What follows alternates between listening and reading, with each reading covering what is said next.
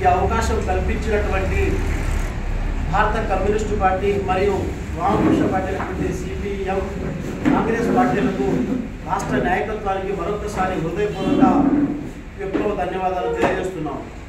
అయితే ఈ రాజంపేట నియోజకవర్గ వ్యాప్తంగా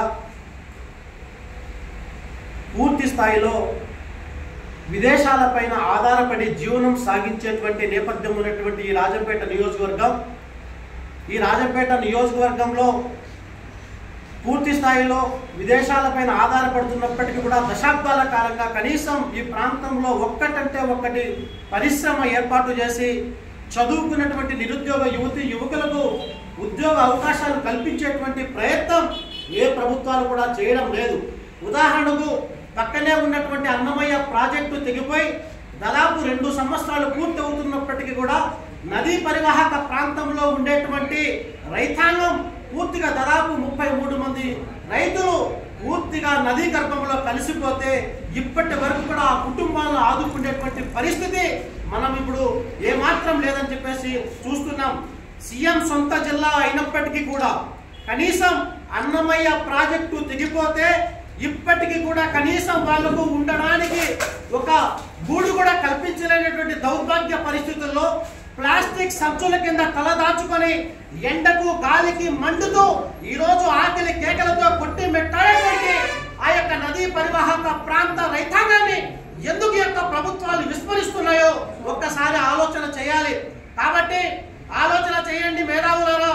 ఈ ప్రాంతంలో ఉండేటువంటి ఈ యొక్క రాజంపేటకు కేటాయించినటువంటి మెడికల్ కాలేజీలు సైతం ఇదే ప్రాంతంలో ఉండేటువంటి అధికార పార్టీ సోకాల్డ్ నాయకులందరూ కూడా ఈ ప్రాంతంలో కేటాయించబడినటువంటి మెడికల్ కాలేజీలు కూడా పక్క ప్రాంతానికి గద్దల్లాగా తందుకొని పోయినారు. అంటే ఈ రాజంపేట నియోజకవర్గంలో ఉండేటువంటి ప్రజలు ఈ ప్రభుత్వాలకు ఓటు వేయలేదా?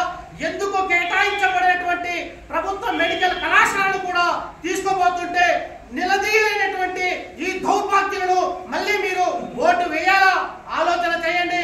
భారత కమ్యూనిస్టు పార్టీ ఎప్పుడు అహర్నిశలు కష్టపడి పేద ప్రజల పక్షాల కోసం నిలబడేటువంటి ఏకైకమైనటువంటి వామపక్ష పార్టీలు మాత్రమే.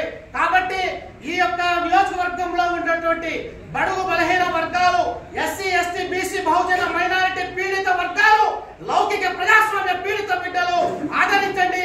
ఒక గిరిజన బిడ్డగా నాకు ఈ అవకాశం కల్పించినారు. మనమందరం ఏకమవుతాం. ఏకమై తప్పకుండా ఈ యొక్క భూష పార్టీ నాయకులు తరిమి కొడదాం. ఈ ప్రాంతంలో ఉండేటువంటి వైకాపా కావచ్చు, తెలుగుదేశం పార్టీలు కావచ్చు, ఈ యొక్క తెలుగు ఆత్మ గౌరవాన్ని నరేంద్ర మోడీ దగ్గర తాకట్టు పెట్టేటువంటి పరిస్థితి మనం చూస్తున్నాం.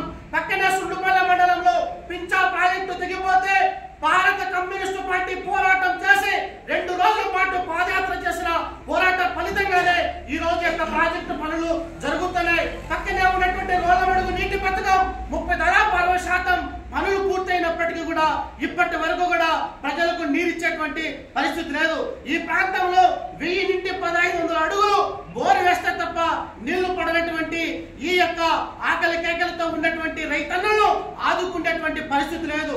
ప్రధానంగా రాజంపేట పట్టణంలో ఏదైతే రైతులు పండించేటువంటి అరటి, బొప్పాయి, చీనే, నిమ్మ లాంటి పంటలను తప్పకుండా ప్రభుత్వం ద్వారా భారత కమ్యూనిస్టు పార్టీ వ్యక్తిని ఇండియా కూటమిలో నన్ను అసెంబ్లీకి పంపిస్తే తప్పకుండా ప్రభుత్వం ఆధ్వర్యంలో శీతల గిడ్డంగులు ఏర్పాటు చేసి తప్పకుండా రైతాంగాన్ని ఆదుకోవడానికి ప్రయత్నం చేస్తాం. చదువుకున్నటువంటి యువకులకు తప్పకుండా ఉద్యోగ అవకాశాలు కల్పించి అసెంబ్లీలో ఈ ప్రాంతం యొక్క వాదనను, ఈ ప్రాంతం యొక్క సమస్యలను తప్పకుండా మేము అసెంబ్లీలో గళం విప్పడానికి కమ్యూనిస్టు పార్టీ ఎప్పుడు సంసిద్ధంగా ఉంటుందని విజ్ఞప్తి చేస్తున్నాను.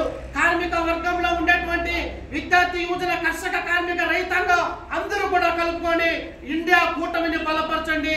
ఈ దేశంలో ఉండేటువంటి భారత రాజ్యాంగమే పూర్తిగా మనుగడలో పడేటువంటి పరిస్థితిని చూస్తున్నాం. నరేంద్ర మోడీ నిత్యం ఎటువైపు చూసినా మత కల్లోహాలు రెచ్చగొట్టి అన్నదమ్ములలాగా ఉండేటువంటి ప్రాంతాలను కూడా కులాల మధ్య, ప్రాంతాల మధ్య విభేదాలు సృష్టించి తద్వారా రాజకీయం చేయడానికి కంకణం కట్టుకున్నాడు.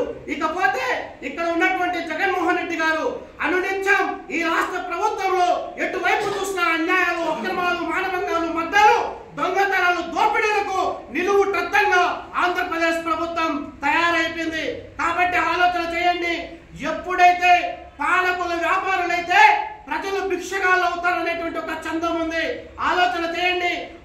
వామపక్ష భావాలు కలిగినటువంటి లౌకిక ప్రజాస్వామ్య వాదులను అసెంబ్లీకి పంపించండి.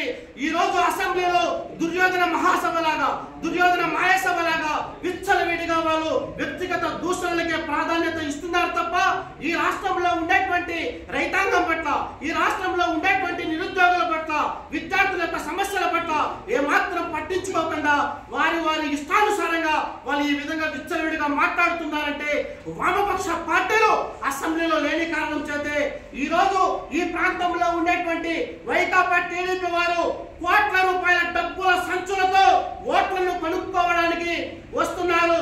ఓటర్ మహాశయులారా, ఆలోచన చేయండి. వాళ్ళు ఇస్తే కేవలం ఒక్కొక్క ఓటుకు 1000 రూపాయలు మాత్రం ఇస్తారు. అంటే 5 సంవత్సరాలకు 1000 రూపాయల డబ్బు, అంటే సగటున సంవత్సరానికి 200 రూపాయలు, అంటే ఫర్ డే 50 పైసల రూపాయలు మాత్రమే మనల్ని కొంటున్నారు. మనం ఒక్క రోజుకు 50 పైసలకు మనం ఓటును అమ్ముకుందామా?